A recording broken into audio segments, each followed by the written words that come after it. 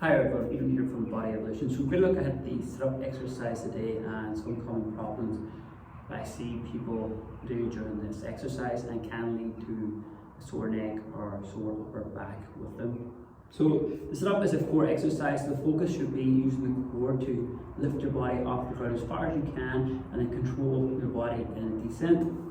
A lot of times we're in this position, you'll see a lot of people, including yourself as well, is if they don't activate the core, they hold the neck and they're pulling the neck up off the ground without even using that core. And then over time, or during that 30-40 seconds, they'll find a strain in the neck because they're just pulling their neck muscles and they're not working that core.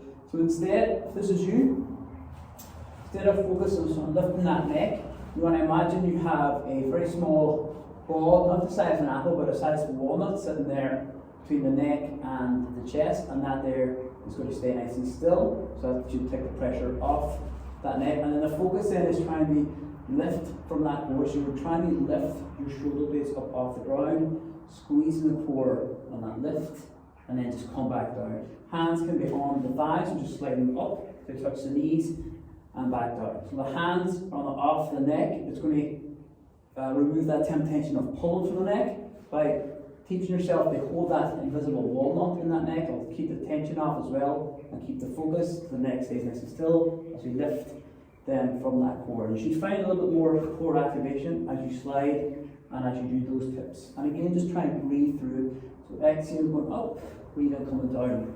And then even if you're starting on a beginner level, keep that tips, keep that chin in towards the chest slightly, and just try and just lift up your shoulder blades and come back down. You should feel a little bit more core activation than you would have by just pulling your neck. Because you're pulling your neck with the hands, you're more focused on using the hands to pull the head up rather than utilising that core.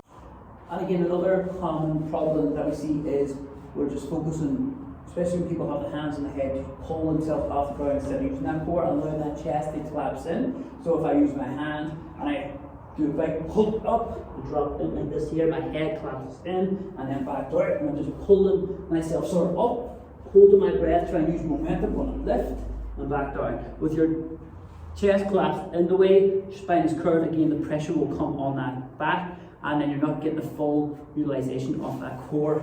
Kick that back, even if I put my hands on my thighs, my core is strong enough, keeping that chin gently away from that chest, keeping that spine nice and lengthened through that exhale, lift up.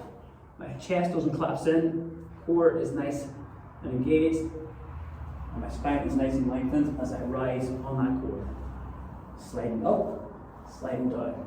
So my chest isn't collapsed in at the top, where people think they need more of a crunch in there. Don't really. So if you keep the shoulders up, there's more pressure coming through that core now. It's utilising, it's being worked a little bit more. And again, you just slow the movement down. It doesn't have to be fast here. You just try and breathe through it. Keep that chest up, keep that spine nice and lengthened as you roll up and roll down. So again, there's a few tips there in for the sit-up. If the core is tired, if you're next class or in your session, just take a recovery and come back in. Once the core gets tired during our sit-ups, that's whenever we'll start collapsing the chest in, using the hands to pull up, because the body wants to compensate all the way. Sometimes just take a 5-10 second recovery and come back in. You might do less reps, but you're getting the most out of it for that core.